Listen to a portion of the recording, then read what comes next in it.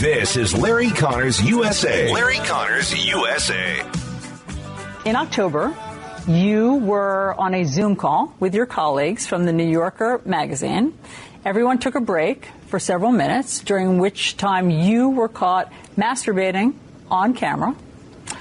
You were subsequently fired from that job after 27 years of working there. And you, since then, have been on leave from CNN. Do I have all that right? You got it all right, sad to say. Okay, so let's start there. Okay. To quote Jay Leno, what the hell were you thinking? Well, obviously, I wasn't thinking very well or very much, and it was something that was inexplicable to me. I think one point, I wouldn't exactly say in my defense, because nothing is really in my defense.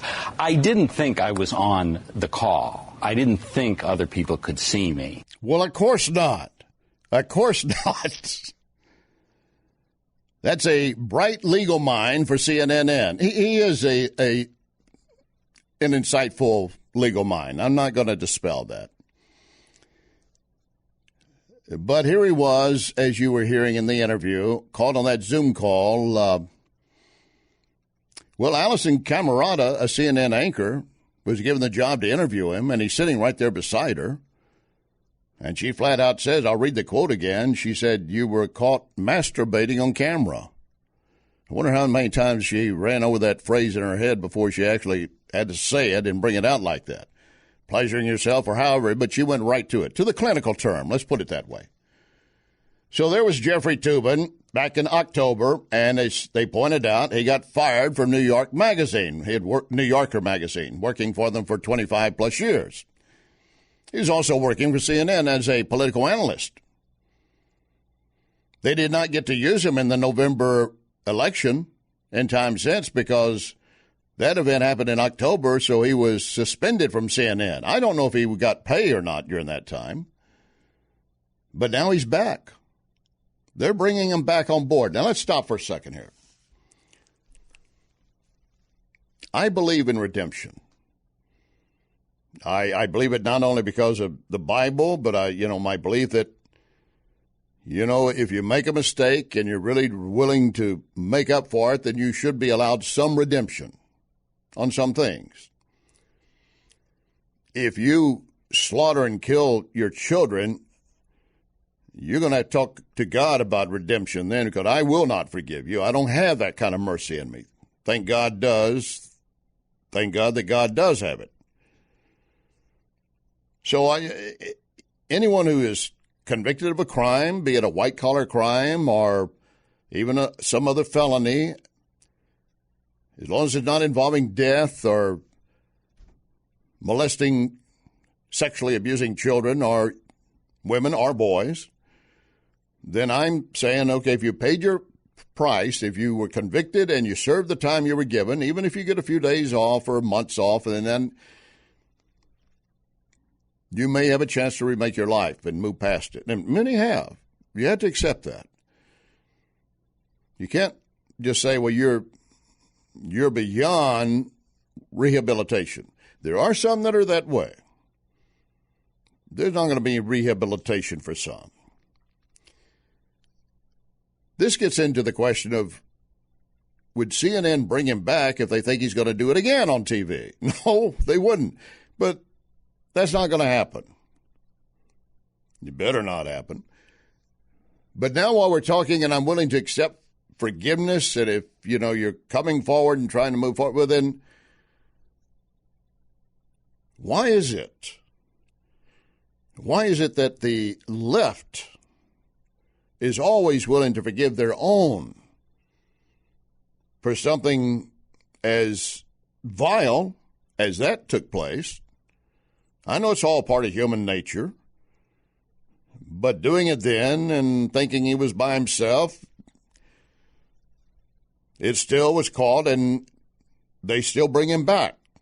Well, because CNN and the bosses of CNN decide we need him back. We got to have him.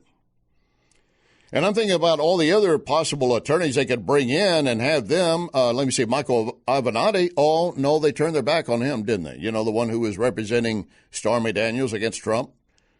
And then, of course, he got convicted on a bribery case involving trying to extort money. And he's asking to be forgiven and released from jail early. If he comes out and says, I learned a bad lesson, I won't do it again, I shouldn't, well, then, again, you're going to have to weigh that out on, are you going to be forgiving? Let's put it this way. If you were caught in something that was shameful and embarrassed you and your family and maybe not a crime,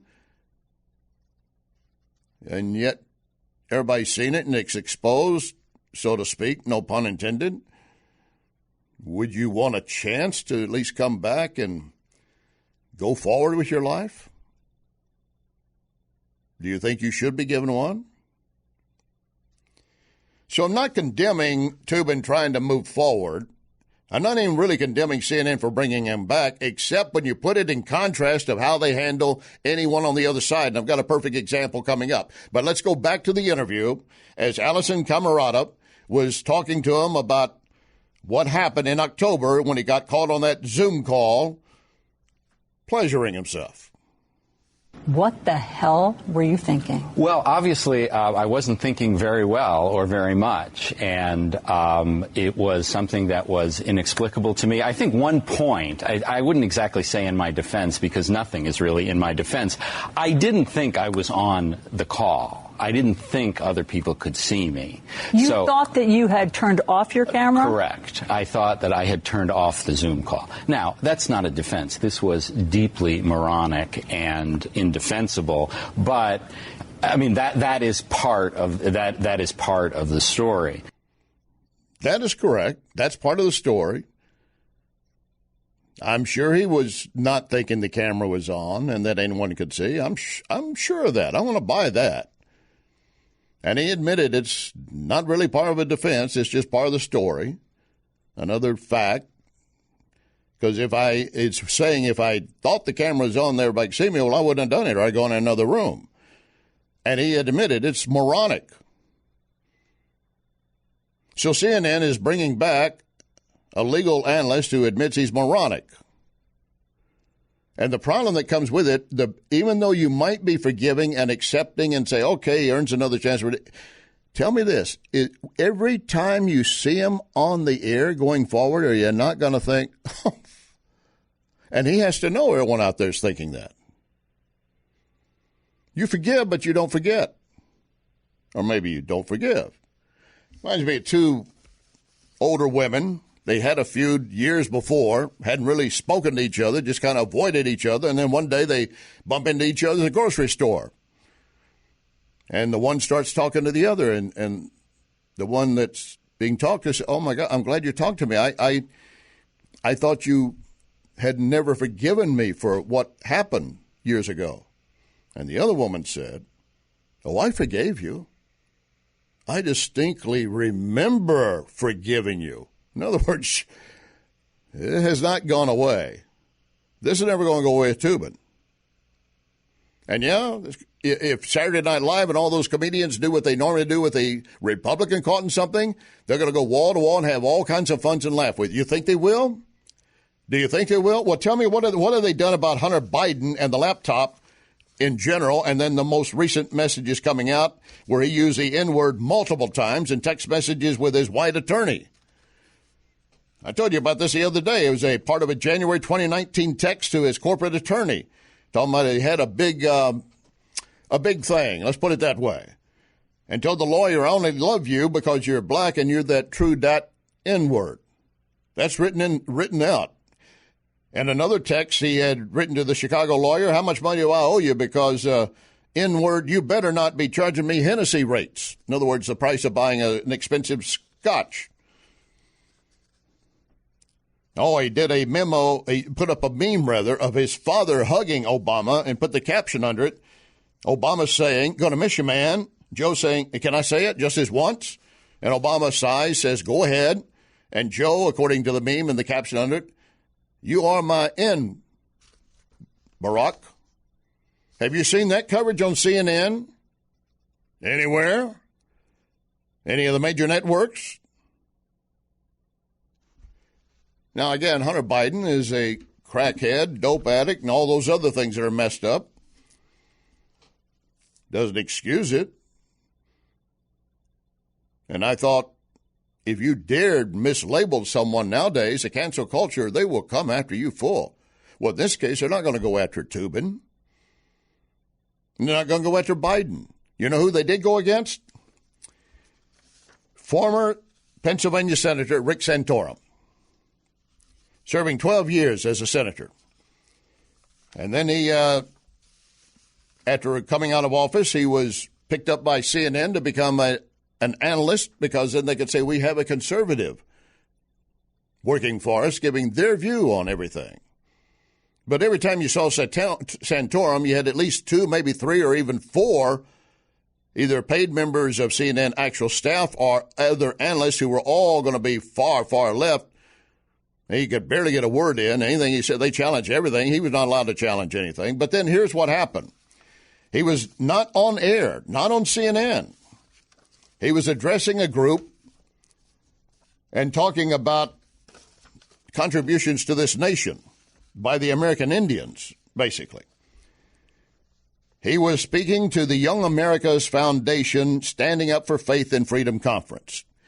And in the process, he made a remark that, yeah, it speaks highly of white privilege and it speaks terrible of American Indians. Just listen to the statement. We came here and created a blank slate. We birthed a nation from nothing. I mean, there's nothing here. I mean, yes, we have Native Americans, but candidly, that there isn't much Native American culture in American culture. That's pretty harsh. And I would imagine later he thought, nah, I didn't think that through very well. I don't think he was reading for prepared remarks. So sure, they all came after him. I mean, they start criticizing him immediately, and CNN dropped him. Bam, you're out of here. That's kind of racist, and you're gone.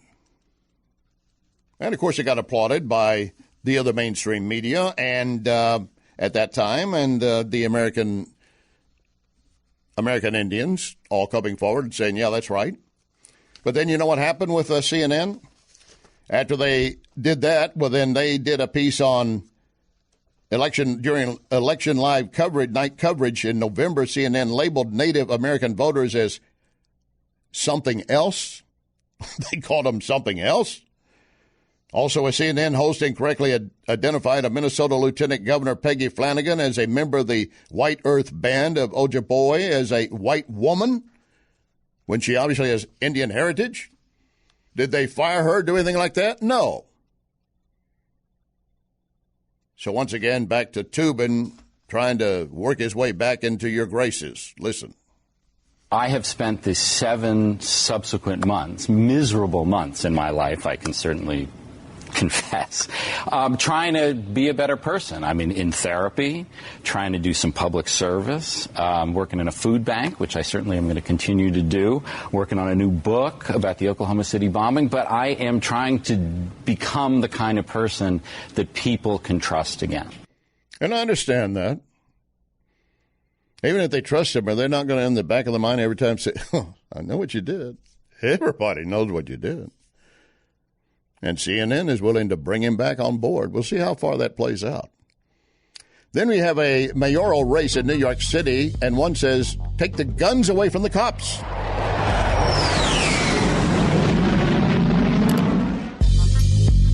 You can connect with Larry on Twitter @LarryConnorsUSA.